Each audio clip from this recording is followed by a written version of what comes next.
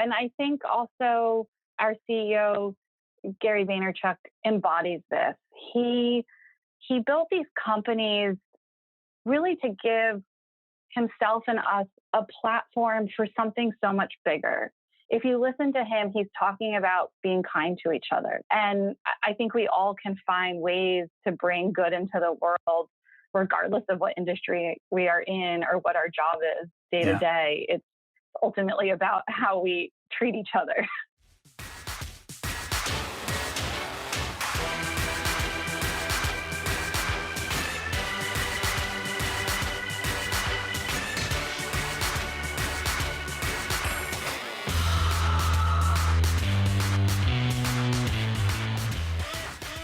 Hey, everybody, welcome back to the Rebase Show, the show for profession with purpose.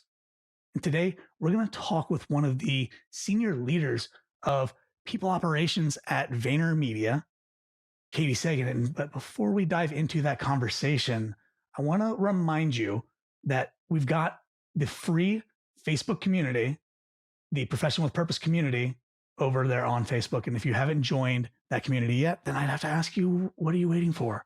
Because creating more success and more fulfillment in your career should not be a solo effort. And in fact, you're going to hear today, I'd imagine from Katie, that you really do need to have a community of people around you. And what better way to get started than to join our free group on Facebook? So go either follow the link here in the description or go to Facebook and search Profession with Purpose, and you'll find the community there. And come and join the great ongoing conversation that we're having around getting everybody more success and more fulfillment and more meaning in their daily life. So with that said, that's the end of my pitch. And today we're talking with Katie Sagan, who has been a leader in HR and in people operations for the past decade or so, with organizations like the Association of Women Entrepreneurs and Executives, with the peer-to-peer learning community Brainly, with the distributed researching platform Wonder, and most recently, for the last 2 years and change, she has been the vice president of the vice president of the people and experience team over at VaynerMedia in New York, where she's helping to manage over 900 people at one of the top marketing and content agencies in the world. So with that said, Katie Sagan, welcome to the Rebase Show. How are you doing? Hi, Sean. Thank you so much for having me. Absolutely. I'm so glad that we got connected, and so glad to hear your story and your journey to where you are now and what you get to do on a daily basis, which is just remarkable. And it seems like you really, truly embody this idea of profession with purpose and with having success and fulfillment and meaning in your work.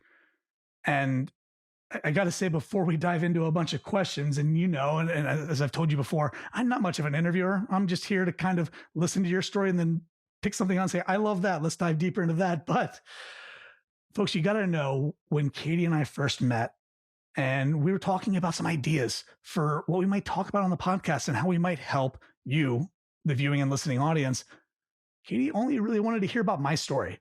She wanted to know more about me, what my past was, what my history was, kind of what I was into, even though the whole point of us talking was to get her story and to talk about her role at Vayner. So that's how you know, going into this conversation, that she is one of those good ones. She is one of those people who truly is in the people space, in the HR space, to care about other people, because she wanted to do nothing more than to chat about me. And I was like, no, let's talk more about you. So I'll just give you that disclaimer as we jump in here. But Katie, so you've been with Vayner for the last 2+ years, but you didn't really start out looking to be in HR, did you? Like, tell us a little bit more about your story. Absolutely. What a lovely introduction. Thank you. So let's take a step back. I actually went to undergrad and studied social policy, and I had a real focus on international development. I was really passionate and idealistic about changing the world, right? The first day of college, they said in this little program, what do you all want to do? And we all said, we want to change the world. And they said, well, you'll probably get over that. But I have to be honest.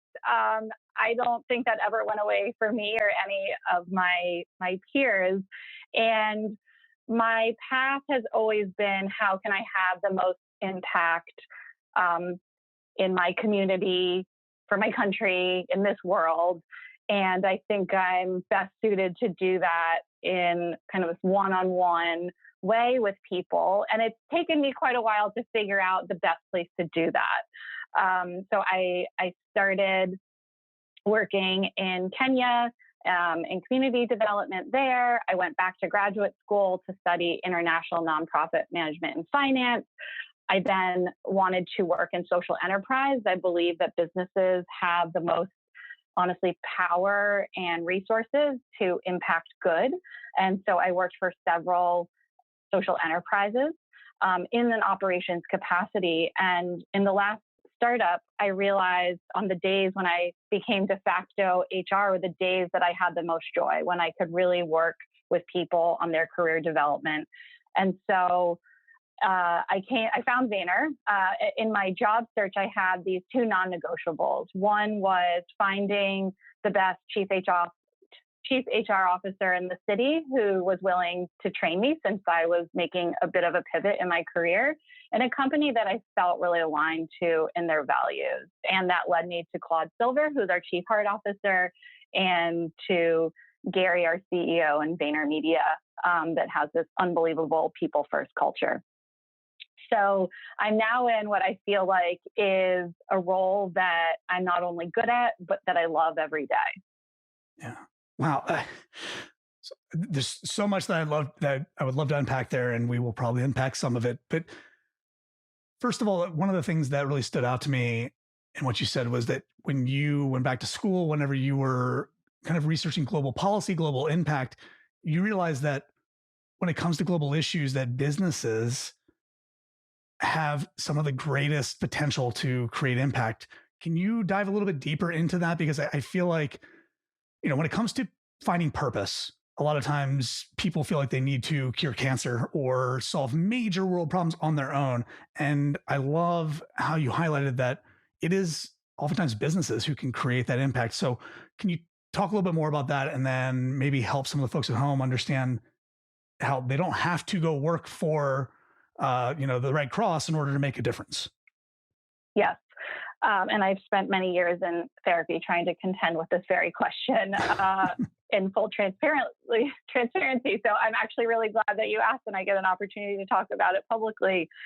I used to think making a difference, as you said, meant, doing something that has sort of community service or government service or nonprofit labeled on it. And the truth of the matter was, while my experience in Kenya was incredible, they don't need me there. That's not where I'm going to have the most impact. The community I was working in is beyond intelligent, and they know what they need to do. They don't need me coming in telling them, right? And I really struggled for a long time trying to figure out how I can make a difference. And I kept thinking I had to be a public servant or work at a nonprofit.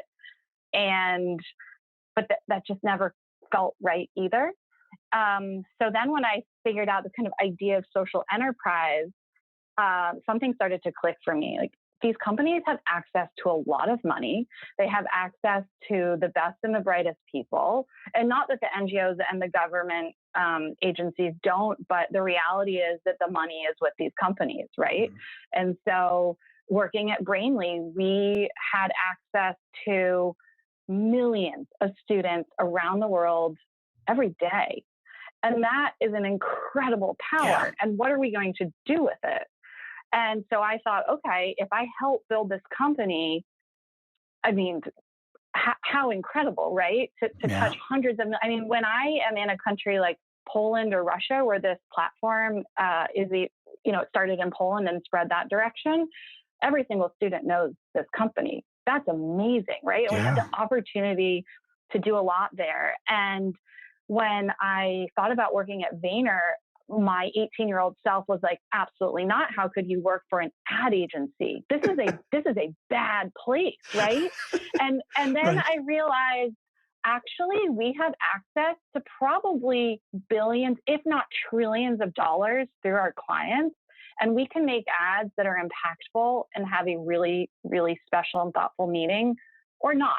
But I know that Vayner always is thinking about how to do the right thing because that's who our CEO is. We don't work with clients that we don't agree with their mission.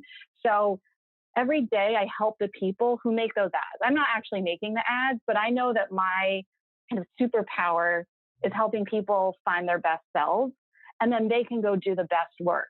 And then they can be putting these messages out into the world that hundreds of millions of people see. Yeah. And so it took me a long time to figure out that that's okay. I don't actually have to be on the ground building a house to make a difference. I have all of these people who I can talk to every day that will feel empowered to produce incredible work that has meaningful impact. Wow. So first of all, if I start tearing up, it's just Dusty in here, and it has nothing to do with what Katie just said. But that was really touching. That's so powerful. And I think that I hope if you're listening to this or watching this, you'll go back and listen to that again, because what you just said was what you thought was your way to make a difference, was to be boots on the ground, was to, to mend the broken arm yourself, right? To be there and make the change yourself.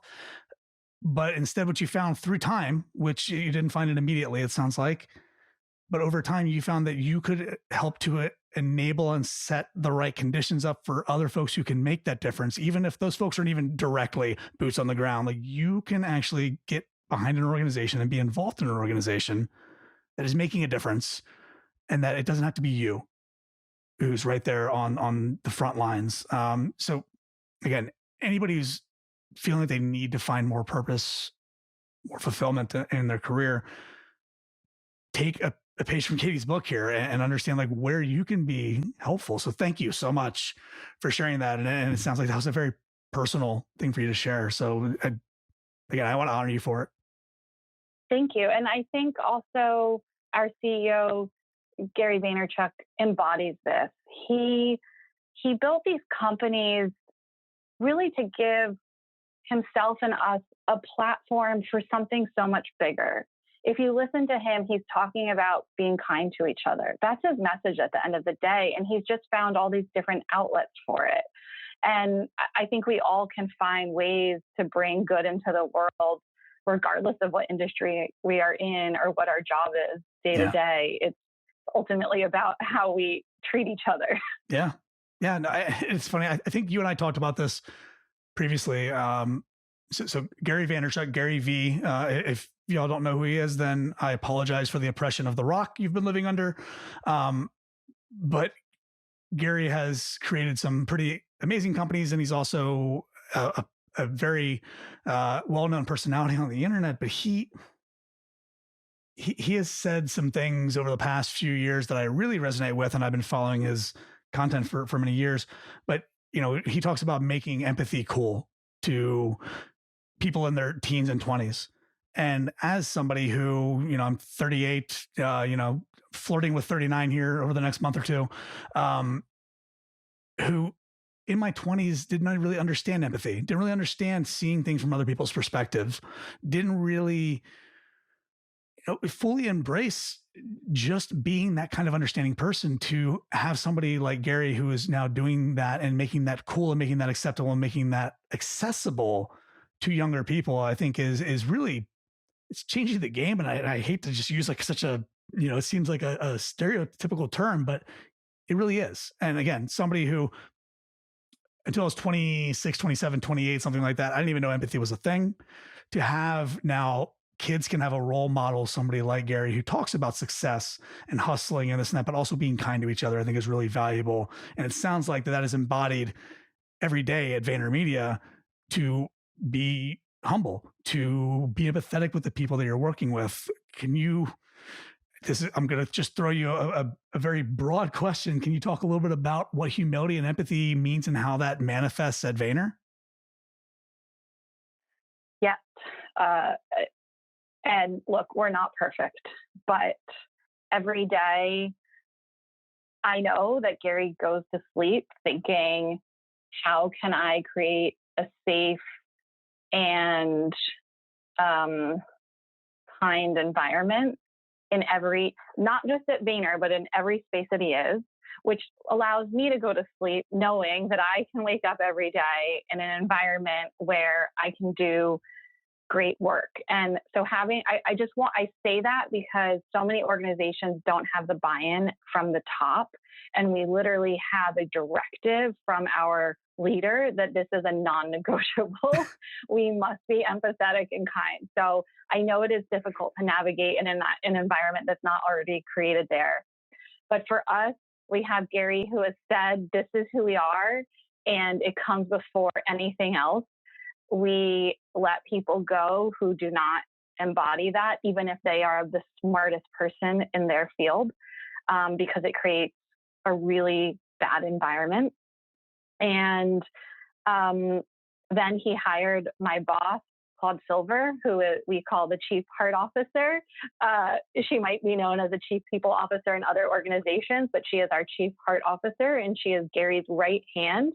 So that was a signal to everybody that people come first, right? Yeah. When with her in that role. And so then the team I'm on, which we also rebranded as the People and Experience team, because human resources just felt like this thing over here where bad things happen and you go to with the most extreme problem. Yes. When we try to integrate ourselves into everything that's happening, because we want to make sure that this is a safe environment where people can bring their whole selves or whatever part of their selves that they want to bring to work every day.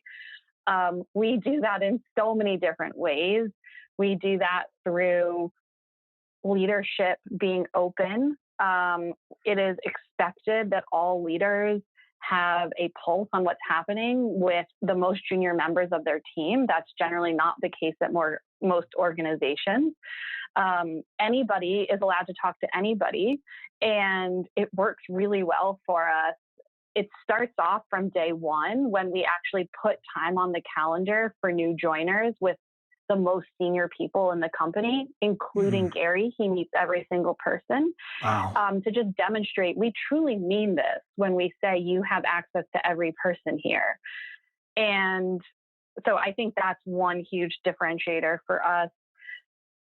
We have a Chief Heart Officer who has this incredible presence across the organization. She also meets with every single person. We all just spend so much time saying, we believe in you, we trust you, and then trying to make good on that, right? It's like one thing to say it and another thing to actually follow through on it. For sure. One example is we love for people to move. We have many companies under the VaynerX umbrella. People come to me all the time. I don't like my job. Okay, what do you like? Let's figure it out. Oh, actually, this other company is hiring. Let me facilitate this. Now that takes a hit on this team. We have to hire, but it's better for them and it's better for the other business. That's a win, right? So, and that's long-term thinking too, right? Like that's you enriching the relationship that you have and the company has with this other person who they want to go somewhere else, but you're helping them out, and even if it doesn't pay off for you backfilling a role, it's still goodwill, right? Like you're not just thinking in the short term, oh, I'm going to lose this person and woe is me, right? So yeah, the best part about Vayner are what we call boomerangs, the people who leave and then come back. We are so big on this. Yes. We want people to come back. Go follow your passion or this once in a lifetime job opportunity.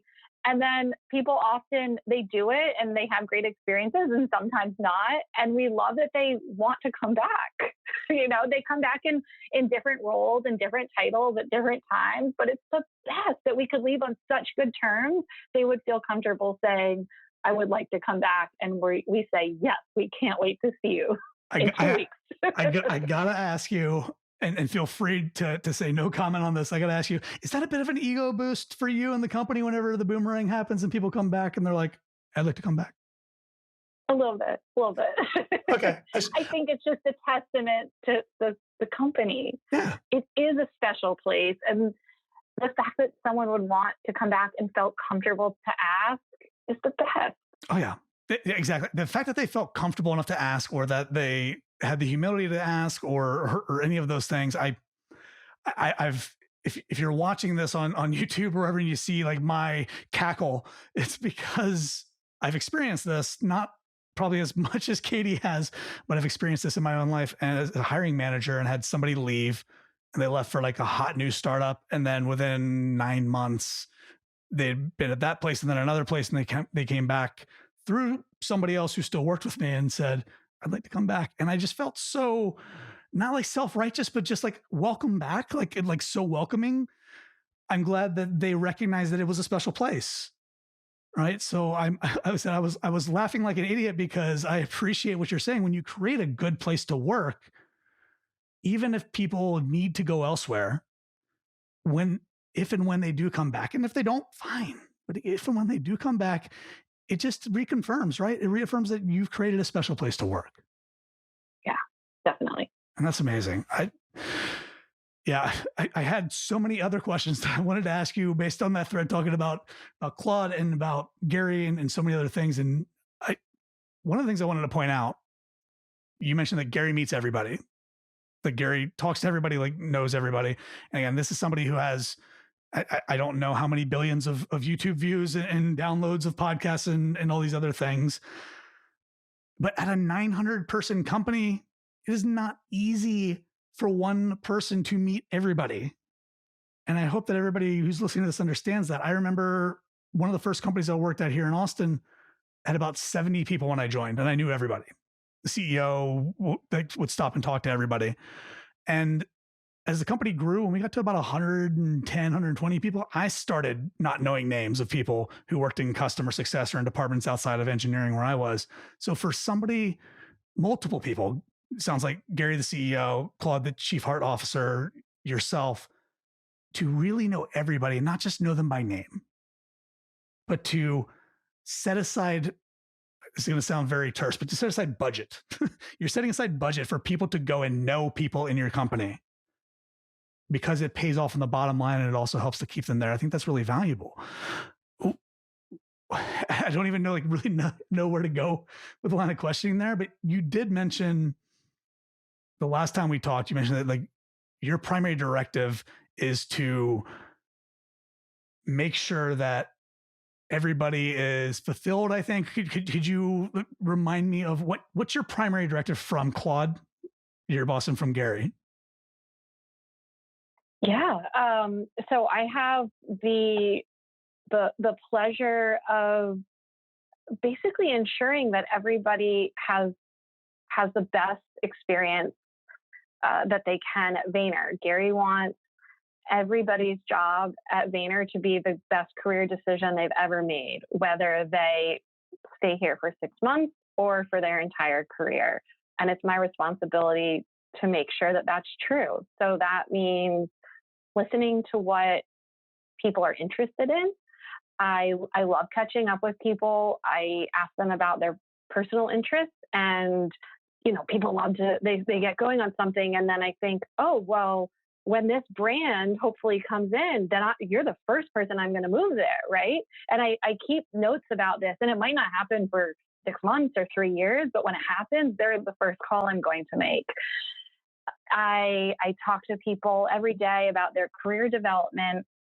What I see happen a lot is that we set expectations for people, especially how to move up in their career, but they don't actually have the opportunity to demonstrate what we're telling them they need to do.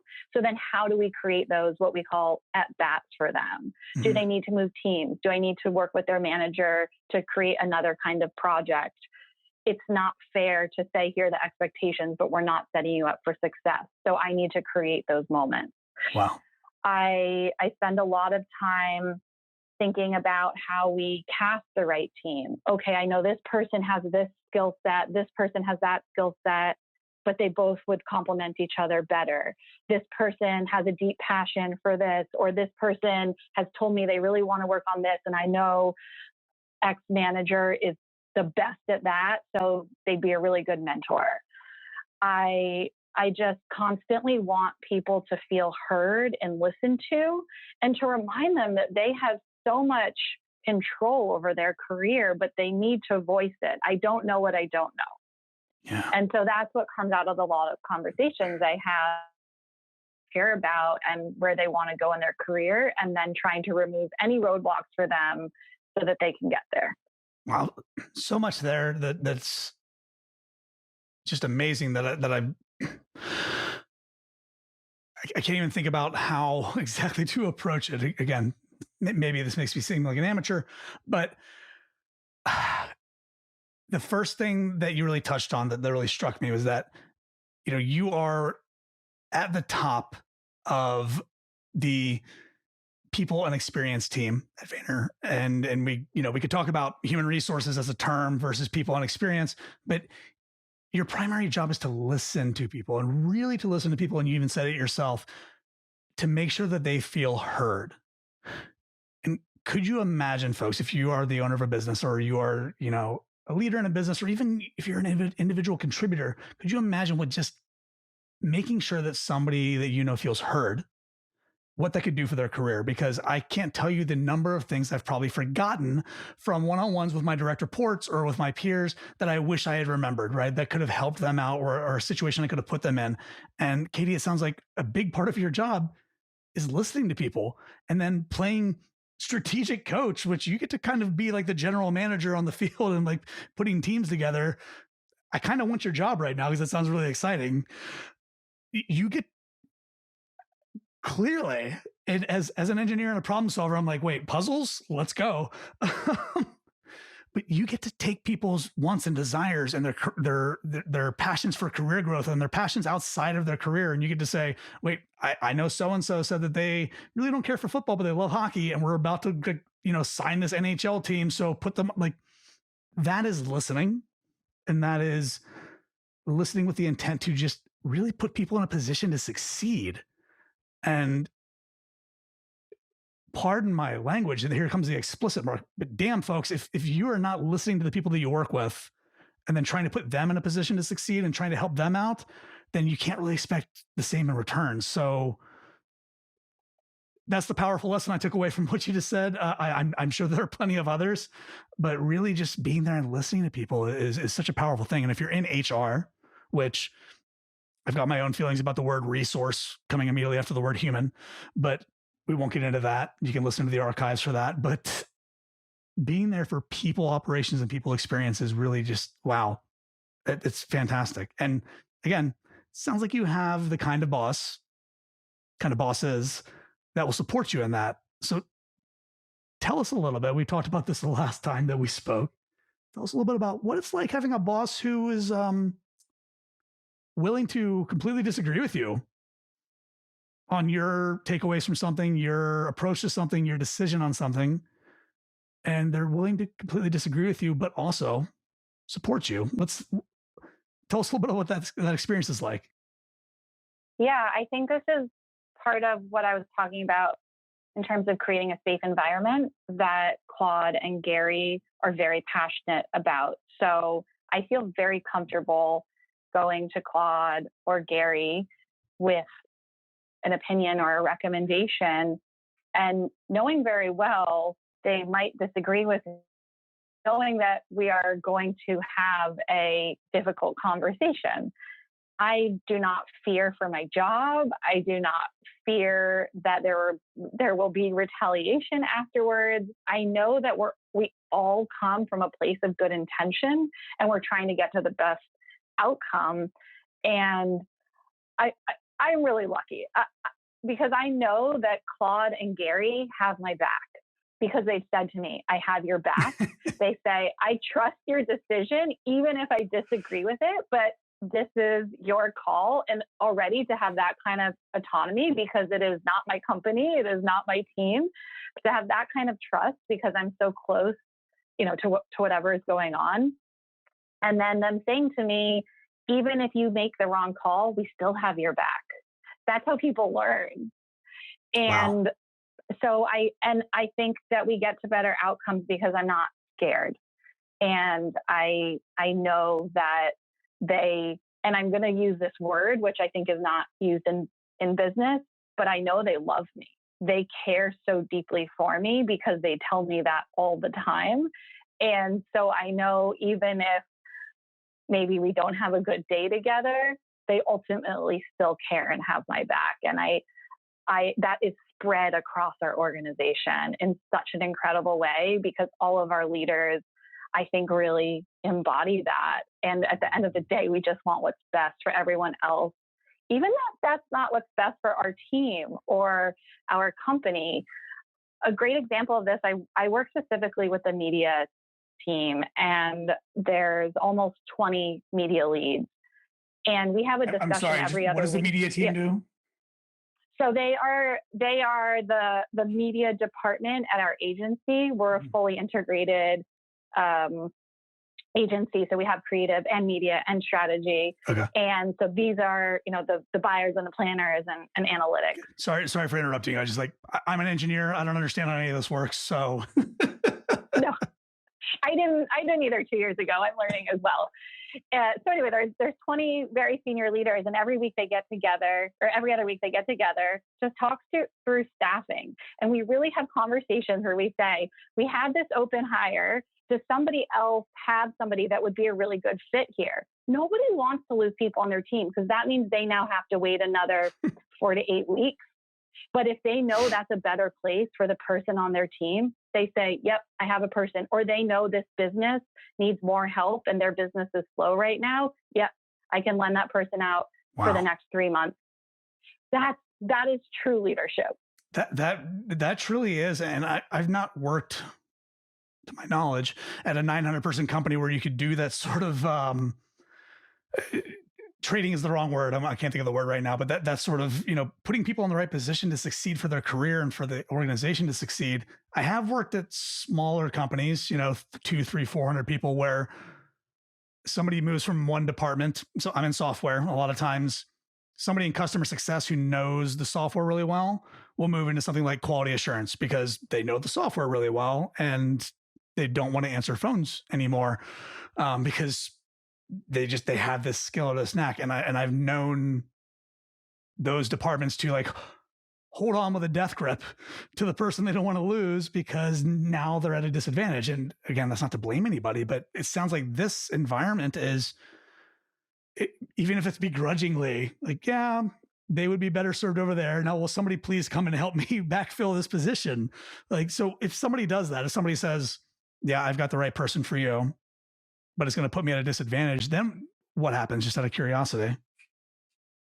I think there's an incredible level of trust in the team, either to support them with another resource or a recruitment process to bring in somebody. And just a plug, we have the best recruiter out there, and she has just whipped this team into shape. We have the most incredible structured interview process that she has built out.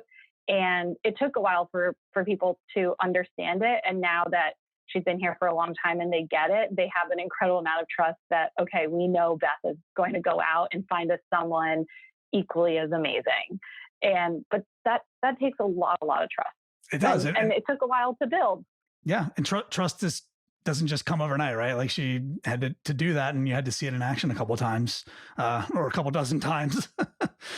Yeah. And as somebody who works in the hiring space, that getting a structured interview process bought in from all of those different department heads and leaders, not an easy thing. So I think Beth and I are probably gonna have to speak in the future. Yes. Beth and I sit next to each other in non-COVID times. I miss her. Yes. I miss I've had a couple recruiters that I've worked with in the past where I would almost bow down to them and just praise them, literally old movie style, just not worthy, because they do magic 100%. So there's something else I do want to touch on a little bit while we have time to talk about it. And that's, you mentioned to me the last time we spoke about, there's an initiative that you have that is not totally codified yet at Vayner, but it's an idea that you have, and it's around something I mentioned at the top of the show, which is not making your career progression all on you and not putting it all on you. And it has to do with career advocacy, and I might be mangling some words here, so please correct me. Uh, but it has to do with finding the people around you who can be sort of your career team for you and you can be for them. So why don't you talk a little bit about what you've got going on at Vayner? Because I think the folks that are listening to this might be able to find a way to implement that, even if they don't have that support structure necessarily. Absolutely. So this, as you said, is not anything formalized, but it is something that I am constantly talking about and pushing. I believe that people are their own best advocates, and I really want people to advocate for themselves. Now, obviously in a respectful way. I don't appreciate when people come to me making demands, but I do appreciate when people speak up for themselves. And we create a lot of forums to do that. And as we've talked about, we listen. And it creates a lot of work for me, especially around review time, because almost everyone takes me up on it and puts time to say, I would like to be promoted and I would like a salary increase. But I think it's a really, really important step for people to take for their confidence, for themselves to know that they have a voice in their career path, not just at Vayner, but wherever they go. Vayner tries very hard to create a meritocracy, and and to be fair and equitable. And I don't think that that's necessarily the case everywhere. I mean, we have a lot of problems. We're not perfect, but it is a main focus of ours. And so I want people to always have this skill set wherever they go. And so I have this idea of a advocacy group. So it's not just your manager. It is the VP on your team. It is myself, who is your HR business partner. It is the discipline lead for the vertical that you're working in. It is somebody in a totally different department that you met and who inspires you, right? So it's creating this whole group of people around you that you can constantly go to get feedback, and who at the end of the day are going to give input in your review. And it has a huge impact on your promotion cadence, your salary impact. When people get to that moment, I want it to be a really easy yes. I want to have heard from all of these people that I know and trust who just keep saying, Joe, Susan, or whoever is amazing, amazing, amazing.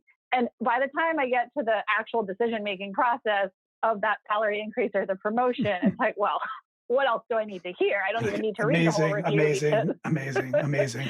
This entire group of people keeps telling me that this person is so spectacular. And I think it's really scary as well. I don't want to, this again, me being vulnerable in college, I went from being in high school and I couldn't stop raising my hand. I was that annoying kid. And then I got to college and something happened. I didn't think I was smart enough to be there. I stopped talking. And I was so disappointed in myself. By the time I left college, it was like I had never been there. I left my mark nowhere. That's really why I went back to graduate school. I needed a redo. It's a very expensive redo, but I needed the opportunity to raise my hand and be confident and be heard. And I want people to have that opportunity and to build those relationships and that network. And it's very, very scary, but the more that you do it, the more people you have to call upon to help you, to advocate for you, to be there for you when you're far beyond whatever you're doing now. Wow. Again, thank you for opening up like that. And yes, it's an expensive do-over or expensive redo. But I think that you just described an experience that probably anybody who has been in the professional and the work world for more than 5 years is probably experienced, right? Going from an environment where they felt comfortable to speak up, where they felt comfortable to like lend their opinion or to state the facts as they were, to an environment where they didn't, right? Or vice versa. Sometimes you go from that environment where you feel like you can't voice an opinion or you don't feel qualified, and then you go to another environment where maybe you feel like you can, but you might hate the environment that you're in now. And that is such, I feel like, a common experience. I've kind of always been the boisterous person who's like, I'm going to speak up anyway. And if I look like an idiot, I look like an idiot. But I know that I've had those times too, where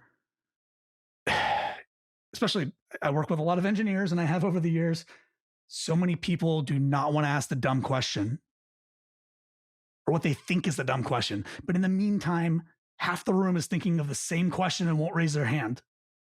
Right. Yeah. And what you're talking about is recruiting people, not through selling yourself, not actively being like, hey, come be on my team and, promote me. Right. But just recruiting people to be on your side and Yeah. not just through reviews. Like a lot of companies do 360 reviews. I've done them in the past and yes, they're absolutely super valuable. But what I think it sounds like you're talking about is people who are just there to go to bat for you no matter what. Yeah. And they see things you don't see, right? They see things you do see. They can put, I'm a podcast host, but there are a lot of people who put things into words that I couldn't possibly find. Right. So what's an example that you've seen? And I don't want to dig into VaynerMedia, specifics or things that you can't talk about, but how have you seen this at play at Vayner or elsewhere to where it's really helped? Maybe it helps somebody get a job outside of Vayner or take a next step in their career somewhere else. Just because I want to continue to give examples to folks at home, because again, I feel like sometimes we are our best own advocate, but we're also our own worst enemy. You've seen a lot of resumes in your day. They are not great sales letters. No. So what are some examples you've seen of people using this advocate network or this community that you're talking about, and how's it worked? Yeah.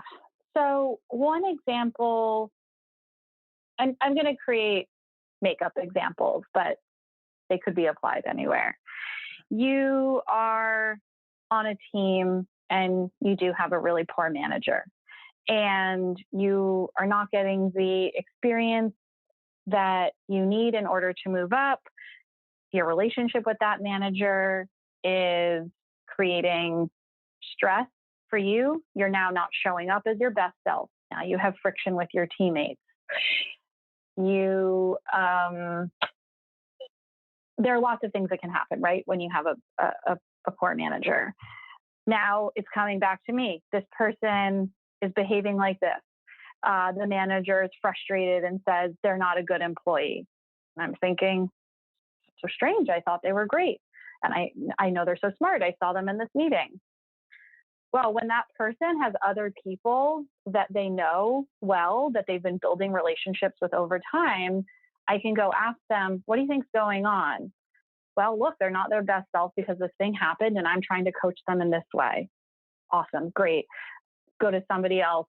They can give me feedback. Look, they are the best at this and we are asking them to do, they're the best at Y and we're asking them to do X. They're not set up for success. So I start putting together a narrative here that now really makes sense. Yeah. And I think, okay, well, we probably need to either coach this manager or remove this manager or move this person, get them new opportunities. And I have all of these people that I can go to about how do we set this person up for success, because we really see their potential and we believe in them. Mm-hmm. But if I didn't have those other people there, or that person could say, could you please go talk to these other people because they have a different perception or knowledge of me. Yeah. And people don't have that, really right? Powerful. The employee, usually in most business environments, the employee doesn't have that. They don't have that. Can you go talk to these other people who maybe don't even just have my back as cheerleaders? Because we're not talking about just cheerleading somebody, right? We're talking about having advocates who say, yeah, maybe this, and I'm gonna make something up too, so it'll probably be crap, but maybe this marketing person is really good at speaking to the marketing message of this company, but they're not great at writing it. Like the written word's not great, or maybe they're really great at speaking to it, but they can't make it succinct. And so it's not about just cheerleading, right? It sounds like it's about being real and being really supportive. And I love a point that I think you were getting at there, which is it takes things from being a binary decision where a manager says this person's not working out. And I've dealt with that. If you're a hiring manager or if you're a people manager in general, you've probably dealt with, I feel like I've dealt with this more than most, somebody from another department coming in and be like, this person's difficult, or this person's not doing a good job. I've gotten, this person's not showing up for work when I know that they work, 10 hours a day at home, right? But it takes things from being a binary decision, one person's word versus another, which is never fun, to just collecting, like you said, more data. And it gives you more options on your decision. Right. You said right there, like, what are the things you could do? Like, you could move the manager, you could coach the manager, you could move the person. Like that gives you options. It's not just a yes or no or a binary thing. That's amazing. Yeah. And I'm trying to come at this from different places. We started off by talking about trying to create a really safe environment, an environment where people can be their best selves. And we try to do that every day, but it's not perfect and it never will be. So then I also have to think about it from the other person's perspective. What can the employee themselves control? Yeah. And this is something they can control. And this is a way to ensure that they also feel protected in a different way. Mm-hmm. So I'm trying to think about, and our team tries to think about how we create all of these different safe spaces. And we can only control what we can control. And I just want the individual to know that they are so in control of so much more than they realize. And I think having this group of people around them, it doesn't have to be super senior people either. It can be peers, people from other departments. If I have someone in media, like you said, and someone from a senior lead from creative has an issue, but I know the junior people on the creative team love this person, there's a disconnect there. We need to go figure out what's happening. Yeah. And, it's all just about trying to empower everyone so that they feel valued and cared for and ultimately in control. Because I think when people feel out of control is when the problems start to happen. Mm-hmm. But if people feel in control, it's always the first question I ask people. They come in, they're upset. And then I say, okay, in a perfect world, what would you do? And then they start telling me, and then they actually realize that they can solve the problem on their own. And they say, thank you so much. That was great advice. And I'm like, I really didn't do anything here, but you're welcome. Yeah. Again, I'm laughing and cackling like an idiot because I remember one of my first mentors had that effect on me.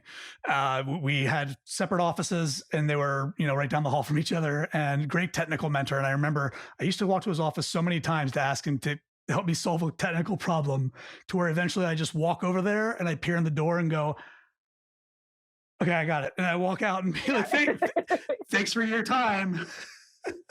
And it's just it's being there. It's being there for them. That's amazing. Yeah. And I can't be everywhere at once.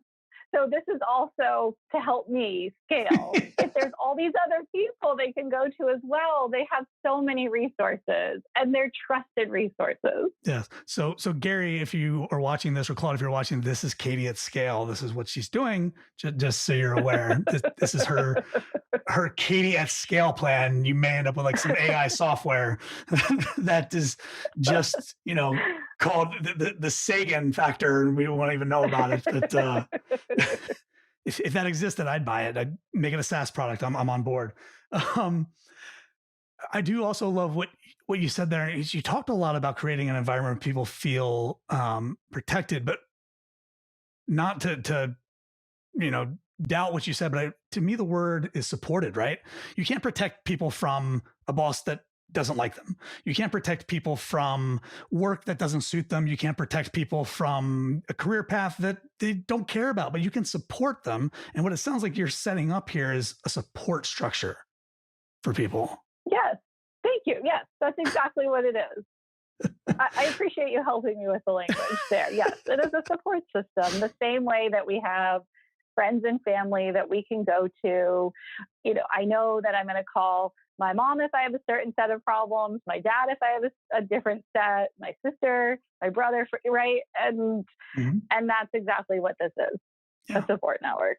Yeah, and it sounds like it's just putting some focus into who are those people, how can they support me, how can I maybe support them? Because I hope that the people who are at Vayner and love being at Vayner are there forever. I know you've basically stated you'll have to, like, drag me away kicking and screaming, right? I told Gary and Claude that my 2-year anniversary was a couple of weeks ago, and I said, you're going to have to call security. But I do hope everybody who wants to be there forever will be.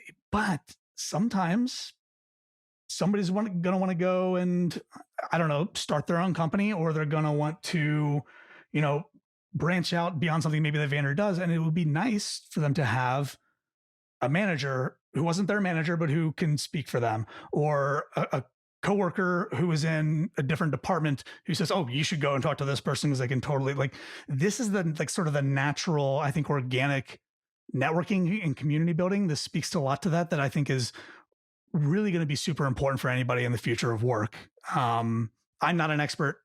I've had many people on the show who are experts on that, but how do you continue to support your career if you leave a company when you spend all that time in that company, right? And it sounds like you're helping, like, unwittingly or not, you're helping those folks who, if they do decide that maybe they need to investigate something outside of Vayner, or if it's inside of VaynerMedia or in another Vayner company under the VaynerX umbrella, they have a path to do that, and they don't have to start over from scratch, which is probably the most terrifying thing for anybody who's a job seeker. It is.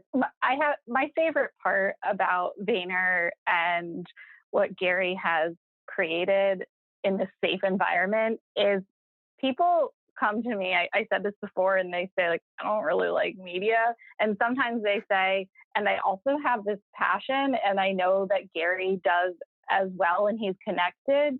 And I say, let me get you time with Gary this week, and let's see if he can make a call. And Gary does that, and that means we're about to lose somebody. Great.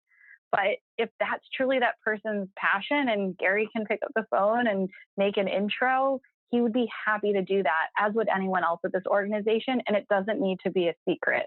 That's what I really love, is this openness and transparency. If you want to leave or you're thinking about it, let's have an honest conversation. I don't want anyone here that's unhappy. That's people first, but it's also really bad for business when someone's not happy. They're not gonna put out good work. It isn't. Yeah. It is in the short term. I say it's bad in the short term when you're helping somebody leave, but you're absolutely right. I feel like it's almost like you're teeing this up, because I feel like what I've watched from Gary in the last few months or weeks has been talking more about the long game. And what you're talking about is just good business in the long term, right? Because then they're going to recommend us down the line. They're going to recommend to their friends they should come work here. Hey, this isn't the industry I wanted to be in, but you'd be perfect for it, and this is a great company. Or they're going to be working at TikTok, and they'll say, oh, we should partner with Vayner. And all of this is the long play of this community that's not just VaynerX. It's the larger Vayner community that's so beyond what used to be 4 walls, now our screens. We want all of those people to stay in that network and have good feelings about it. Yeah, because that's your network, right? It's not just the people at Vayner. It's everybody whose lives you've touched over the years, right? Like that's beautiful. That's beautiful. I feel like we should maybe end there, but I kind of want to keep this conversation going. I always say to people in their exit meeting, I say, I'd like to officially welcome you to the unofficial Vayner community. And whether you like it or not, you are forever part of it. There is no unsubscribe from this group. No. There's a really good book on that, or on a similar topic from, I think Reid Hoffman. I'm going to feel terrible if I misquoted that, called The Alliance. And it talks partly about setting up an alumni network, right, from people who used to work with you. And I've had a few companies where we have a bit of an alumni network, unofficial or otherwise. And there's almost nothing more fun than talking about how things used to be at that company. We all left, within the same 5 years, and we're still referring people to the company, and they're still, I'm still getting referrals for talent to this day from people that I used to work with, because, to your point, we were advocates for one another, and the last thing I'll just say on that topic of having that that openness, that transparency, right? Is as a manager, I would much rather know that somebody's thinking about wanting to look elsewhere, and maybe I can talk them out of it because I have that kind of confidence in myself. Um, but maybe I can't. But then at least I know about it, because to this day, I've had people quit on me for at least 8, 9 years now. It's much easier when I know it's coming than when they do it and there's 2 weeks and I'm like, but we've got a project, you can't leave now. So opening those lines of communications, if you're a leader, it's just going to allow you to not be blindsided, to be operate with more predictability, which is really, I think, what a lot of us want. So thank you for sharing that. Maybe this is how we'll close out this conversation, because Vayner is a unicorn company as far as how it treats its people. I wish I could wave a magic wand and every company would treat its people that way. But for somebody who doesn't work at a Vayner, they don't necessarily have that buy-in from the top down, but they want to have that community of advocacy. Are there things you could recommend for them to do, including perhaps applying for a job at Vayner? But let's just assume that maybe that's not an option for everybody. Yes. And I've had to do this before, because prior to working in Vayner, I worked in startups, and it wasn't the fault of the startup, but when you're only working with 40 people, there's only so many people you can be friends with and build a network. So what I would do is go to meetups or industry events. And again, I'm very nervous talking to new people, and I would just make it my goal to talk to one person. And then what I would do is ask them if they have one or two other people I should talk to that they would introduce me to. And I think this is the most powerful thing you can do in any meeting. And I tell people to do it internally at Vayner. Every time you have a meeting with someone, ask them for one or two other names of people they recommend, and you will forever be meeting new people and having conversations and building your network. Some people you're going to build stronger relationships than others, but you will start to find those advocates, that support network over time. That's amazing. And I love the way that you've approached that, because in a lot of the conversations I've had lately have been not around transactionally, like who should I talk to so I can, add this contact to my utility belt. It's just around building connections and relationships. And it's not about what can I get out of this. It's who should I meet? Who should I talk to? And I think that that's something that's really powerful, because I used to not like this word networking. I thought it felt transactional and like I was trying to take. And then I realized, I can go into every one of these conversations and make an offer. So whenever I meet someone at a networking event, I try to understand what they're doing or what they're working on and offer them something. I do the same in my one-on-ones. I try to always leave with an offer. Here's an article, here's a book, here's someone you should talk to. And then it does feel like a two-way street, because when you need something, they're there and they feel like you've helped them as well. And this isn't manipulative. It's just, it's a give and take all the time. And if you build that relationship, you'll keep going back and forth. Yeah. Well, folks, I think Katie Sagan just gave you the secret to modern networking, which is to show up, listen, and then offer something.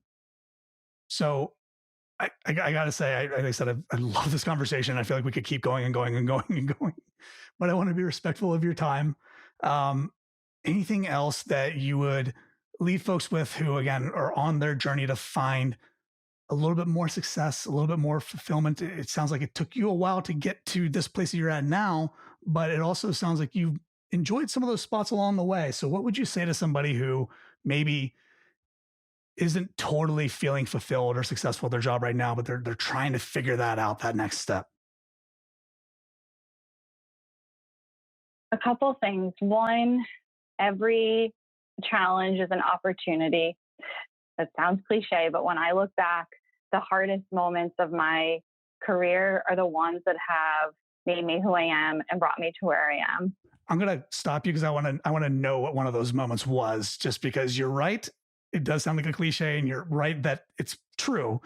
What's one of those moments for you?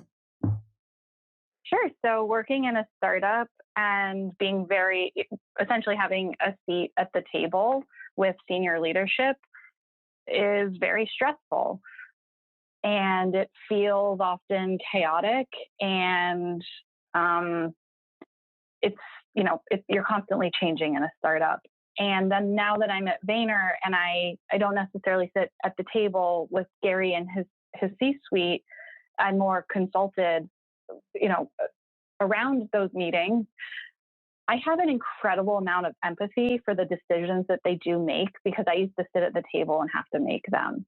And so while I might be frustrated, I might be angry, I might disagree, I now understand to take a step back and understand they made a decision for a certain reason. And if I don't like it, I should go ask for more context, because they didn't just think of something out of thin air. Right. These decisions are made with a lot of care and thought, and I don't have all the information.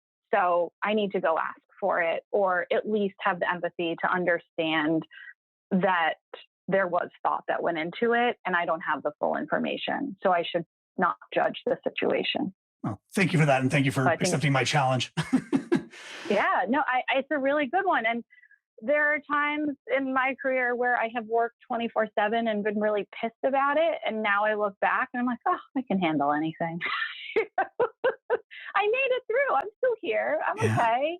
And that was the most interesting work I ever did, at that moment. So I think those are good lessons to have.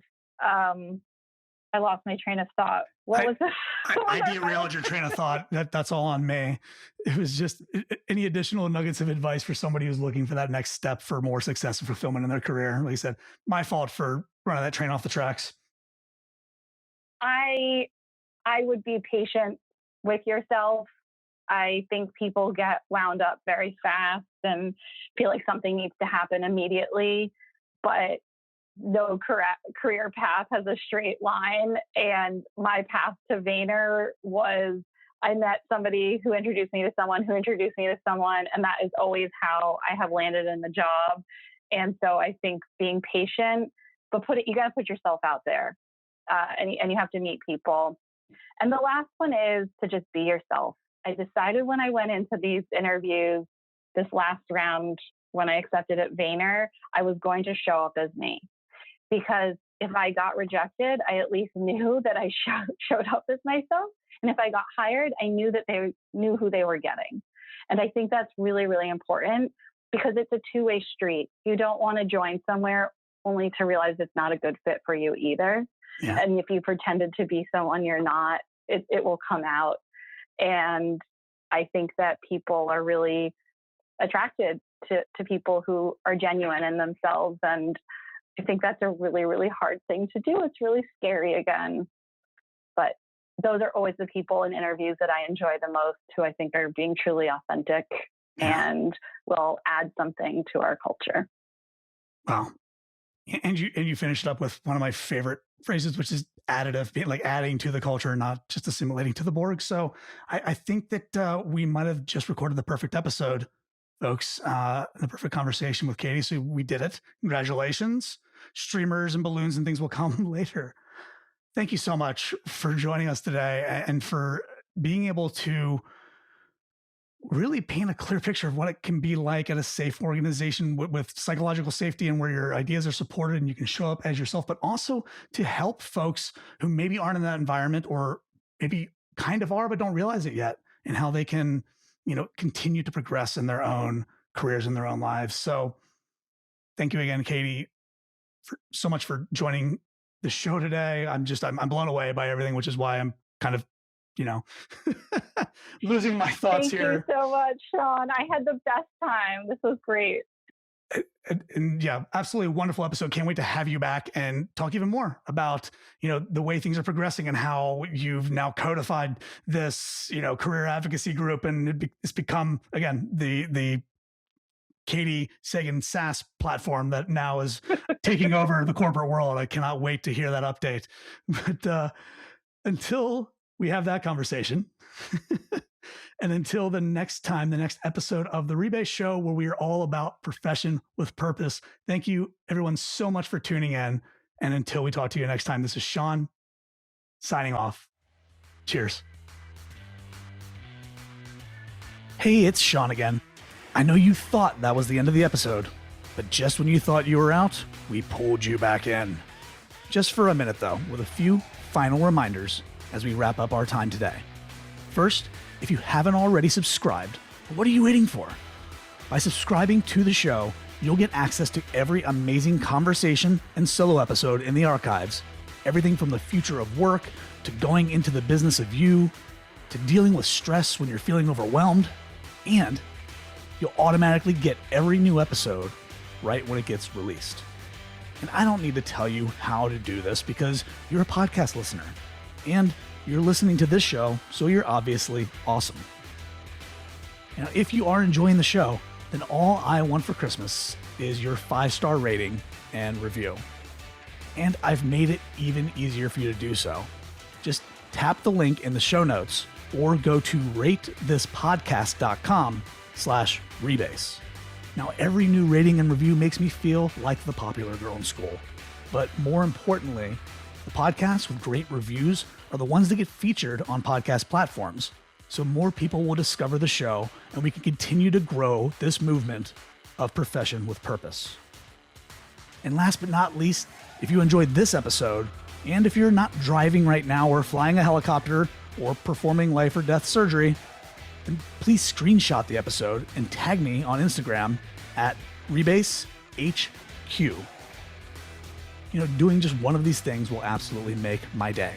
If you do all three, well, let's just say I'll owe you a huge hug and a high five the next time I see you. I sincerely appreciate each and every one of you who's tuning into the show every week and who's joined the Profession with Purpose movement. Thank you so much for listening, and I'll see you next time.